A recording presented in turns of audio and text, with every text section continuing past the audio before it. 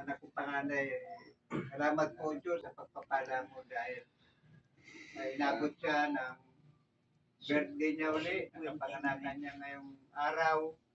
Salamat po Diyos sa pagpapala mo, binibigyan mo siya mahabang buhay, Panginoon. Dalangin po Diyos na patuloy mo siyang pagpalain.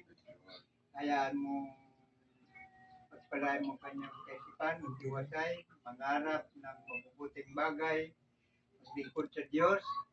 Pagpalain mo rin Lord na ingatan mo siya sa araw-araw, sa pagtatrabaho, ganun din kanyang pamilya, Panginoon, kanyang mga anak, pagpalain mo po, Panginoon.